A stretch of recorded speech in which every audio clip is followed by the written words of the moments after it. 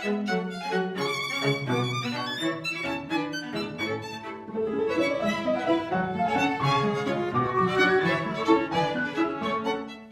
much time do I have to explain that? Well, to make a long story short, well, I always somehow felt really engaged with the CSO brand somehow from a very early age. Actually, the first time I heard the CSO was, of course, through a recording back when I was 15. So that was the first time when I realized the way I wanted to really play the trumpet in an orchestra. And that was the beginning of my path to become a professional musician somehow. I probably didn't have the curiosity at that time of really being playing in an orchestra or so, but that was the beginning of my somehow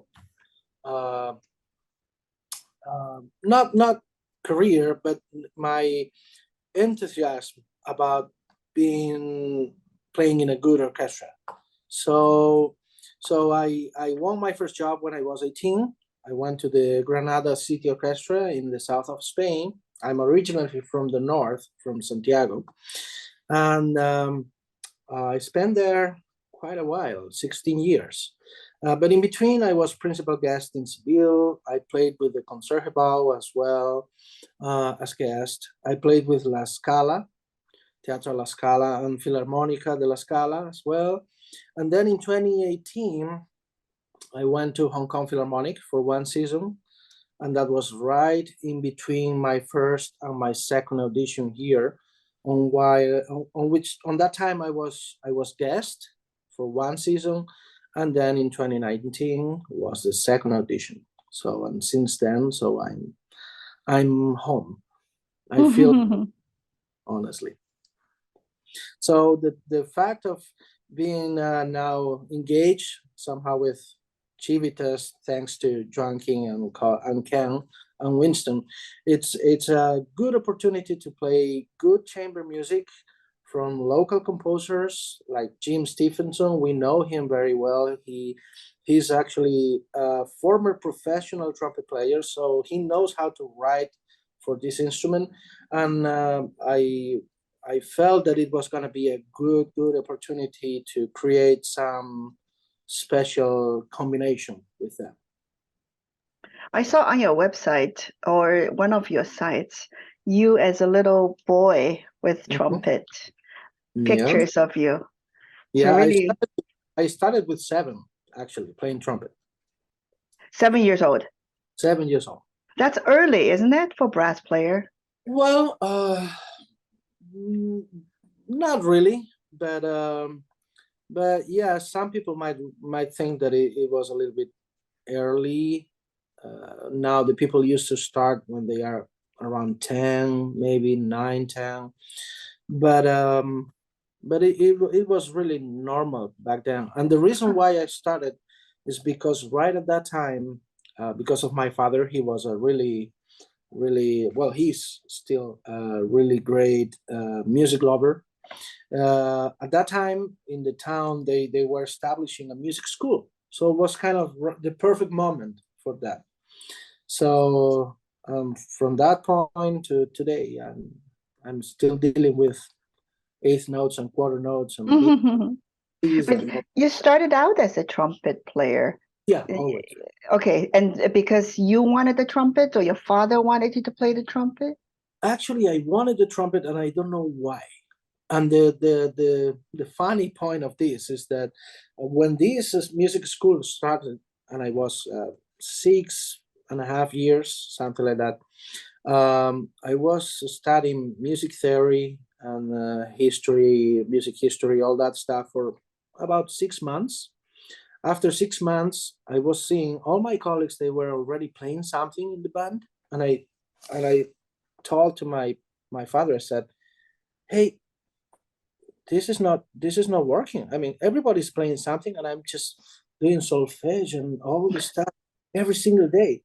I don't want to do this anymore. So he thought, all right, maybe it's the time. We went to a shop and I tried different instruments. My mom as well. She kind of supported the idea, but she was really never in favor. And she said, "Oh, you can play whatever you want, but no drums, no, not really loud stuff." I said, "All right." I had it clear. I wanted the trumpet, but I still tried a clarinet, a flute, something. When I picked the trumpet, the guy in the shop, who was a kind of experienced man in the field, he said, "Oh, well, I mean, the way he holds the instrument and the way that he just naturally took the instrument into his lips, it's kind of good. So yeah, this might work." Oh. So I remember the next day, well, I was actually playing around with the instrument. So I changed all the valves, all the positions. And of course, if they are not really well aligned, they don't produce any sound. So with a brand new instrument, I went home, I was messing around, and I did something that I didn't know what I was doing, and I couldn't make a sound. So I was crying like crazy. Ah! Oh. But somehow the next day I went to a lesson, and with one of my colleagues. He was kind of, the main teacher was actually a clarinet player, but he knew the positions and all the stuff. So one of my colleagues, who was a little bit more experienced, he was teaching me how to do the notes and all the stuff. So when he fixed the valves, so I could play. So I was so happy. So the first day I played a C major scale. That was my first day, and since then I have been trying to keep it up. That's such a sweet story. You know, when you talk about trying instrument and pick up the trumpet and it's right there, make me think of the scene of Harry Potter. You know how he walks in and then choosing the wand. Yeah. And then once you get it, you know that's it for you. So this is like reminded me of that scene. I know. Yeah. Such a sweet story. That's great. Yeah. Yeah. So how often do you play chamber music? You know, outside of brass ensemble, obviously you do quintet and. Not a lot, honestly. I did a lot back in the day. I had a duo with a pianist back in I don't know, 2000, something like that, and we played for a few years together, and that was great. But I was playing just reductions of concerti for trumpet, and yes, of course, I played a bunch of concerts with brass quintet or some kind of brass ensemble, trumpet ensemble, but not really with an ensemble like combination with strings and piano and something like that. I didn't really have that background in my career, and it's actually great, especially if you play with great players. So it's really good. Well, that's exciting. So we should find more. Is more special about it, like in the collaborative process. What is it like to work in this different, instrumentation? Well, it's challenging always, because the first thought that comes to your mind always is like, all right, I'm gonna play with a piano, a cello, and a violin. So you have to really be aware of not overplay. We know that the trumpet can sound maybe louder than those instruments, and we are kind of famous because of that. We can overplay on top of everybody around us always. But as I said, when you perform with great players, it becomes easy to do, because everybody is really aware of everything they have to do, and you don't really have the necessity of pushing your sound to nothing, or I don't know if I explain myself in the right way, but it's easier. It works, and the combination with the cello, piano, violin, it's a great combination. It's like a small orchestra, really small. You can make it sound like that. So it's really, really interesting. Yeah. And the fact that Jim uses different kinds of trumpets and in the 5 movements of the concerto, it's really interesting because, for example, the first movement is a little bit more like meditation introduction, like this is the piece, this is the way it's gonna go. And it features a C trumpet and a flugelhorn B flat with a really, really dark sound that creates a really, really mystic environment somehow. Second movement, it's like a tarantella with a C trumpet. So it's really, really sparkling. Third movement, it's like really passion. It's about passion and it's very moving. The fourth movement is featuring the piccolo trumpet. So it's kind of like a Baroque thing, reminding that Baroque thing. And the fifth movement is again with the C trumpet, and it's a little bit a combination of all the other movements, but it's also an Allegro movement, and it's really, really, really interesting. It's really well written, and the way it matches the sound of the violin, the sound of the whole group, it's just magic, because actually, whenever the trumpet is not playing, the violin is replying. It's replying always. It's like, it's not a duet in the end, but it's, you know, we create this mood between two principal instruments somehow, because always in a piano trio, the violin is kind of the leader, or the, you know, kind of the solo. So without that initial configuration, the trumpet it's a good match for that group. Yeah, It's a great piece for trumpet, I have to say. And I think Jim is very excited that now we have the smaller version. It's portable and it's easy to program, unlike the original version with 14 players. exactly. Yeah. Yeah.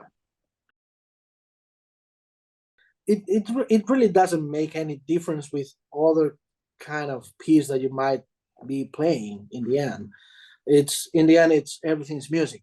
And but the fact that as I said, the fact that Jim is a former professional trumpet player and he knows what the trumpet can do or where the tricky spots are, makes it really, really just not demanding, but as well interesting, because he knows what he's asking for the player to do.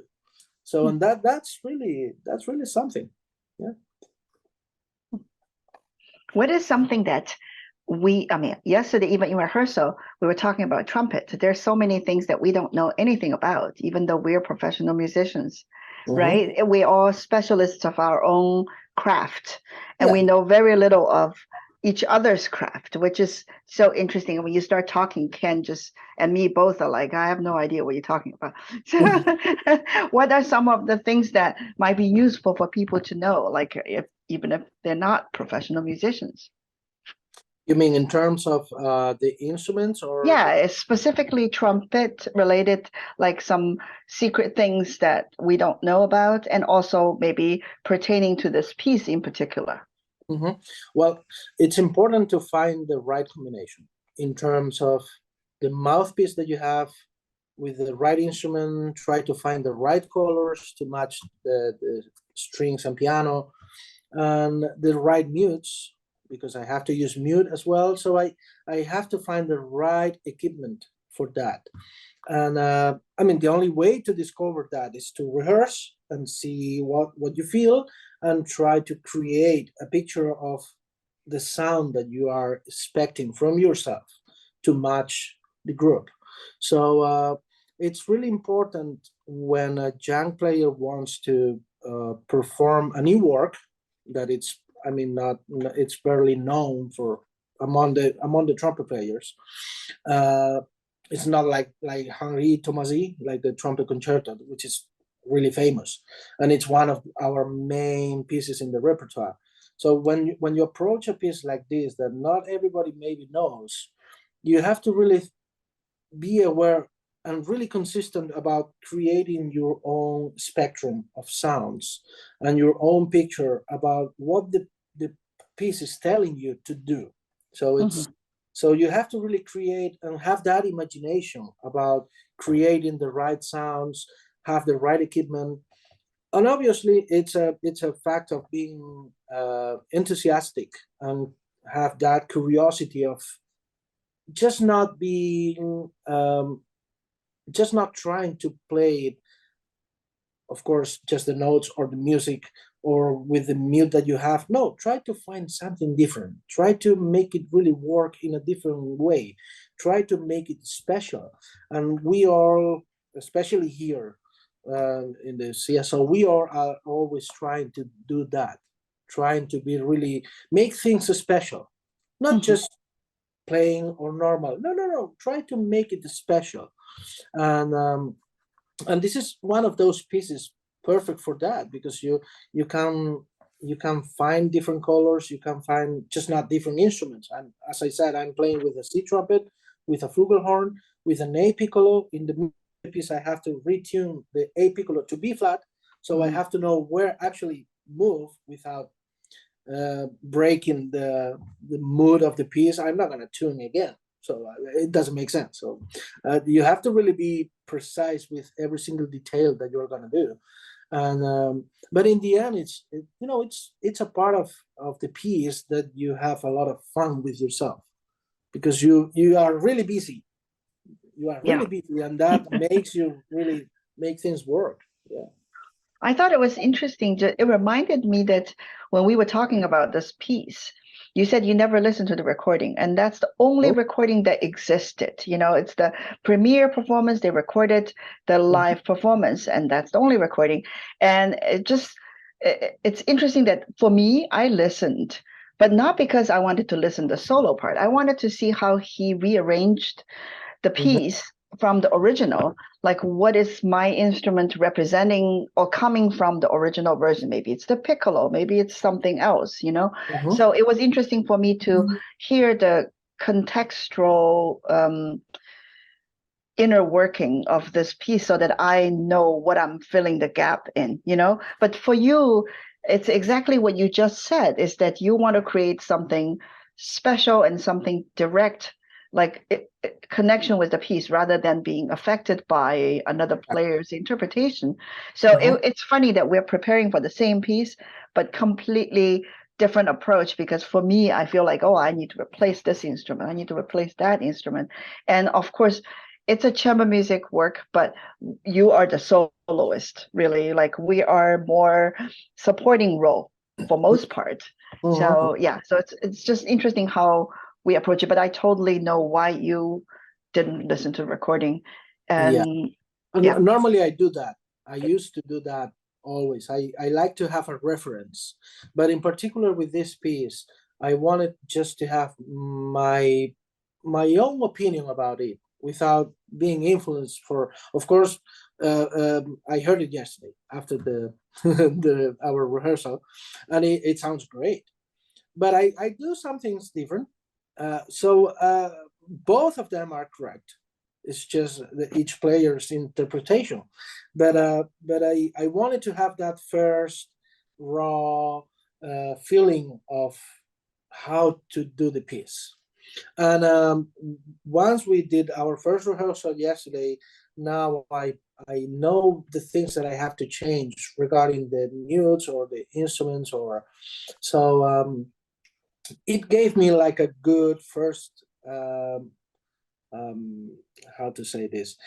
It was a good first reading for me to learn the piece, just not in terms of the notes, of course not.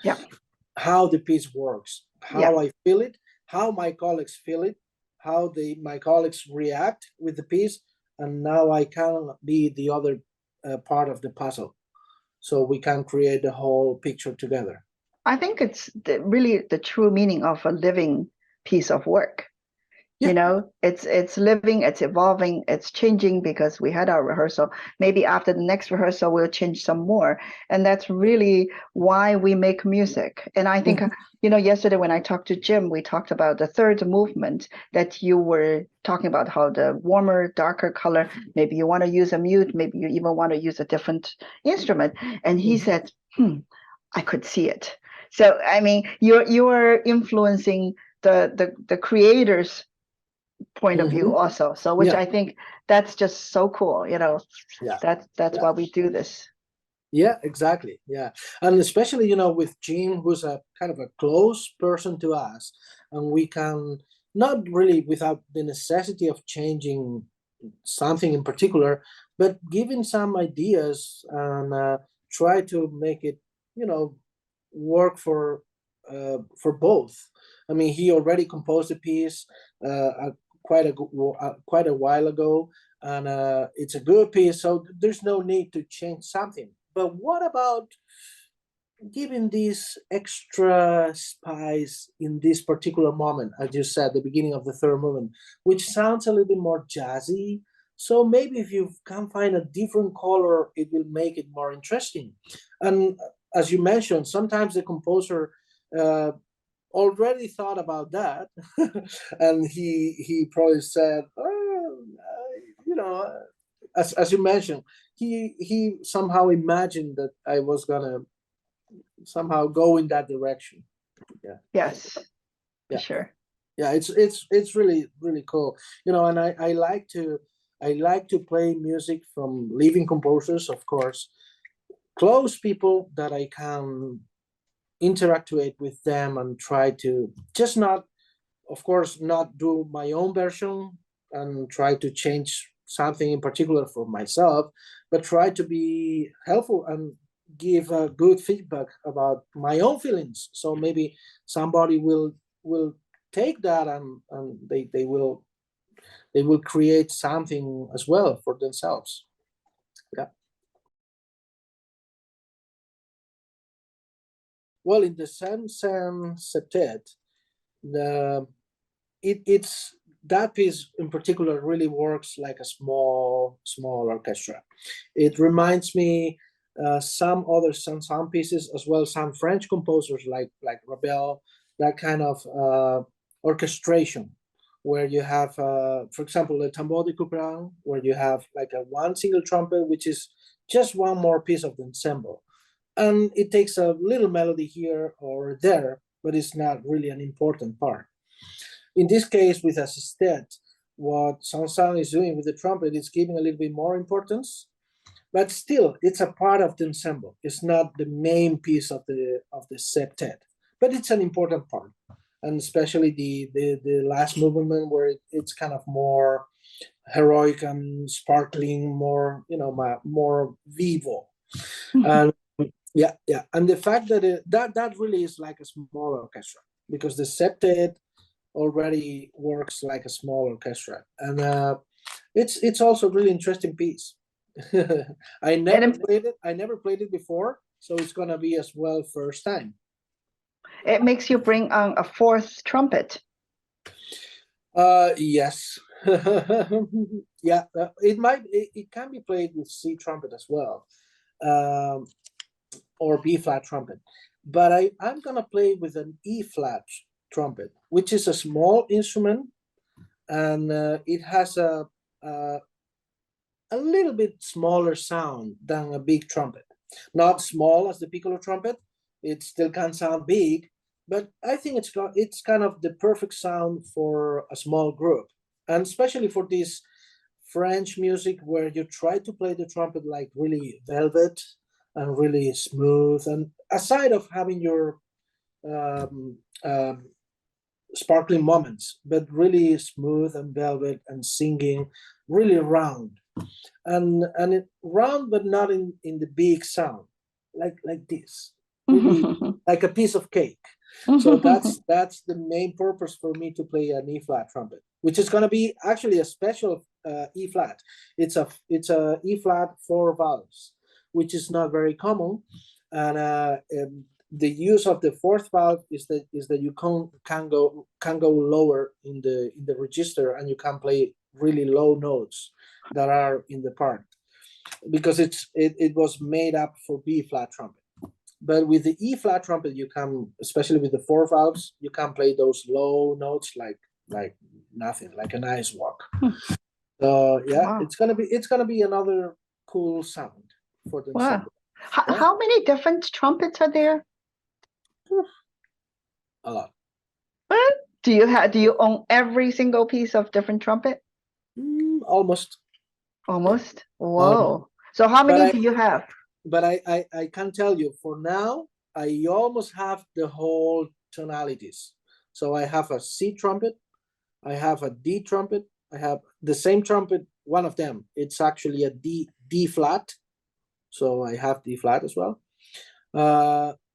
E flat, E, F, G, A, and B flat. I don't have a B natural trumpet, but that's the only one.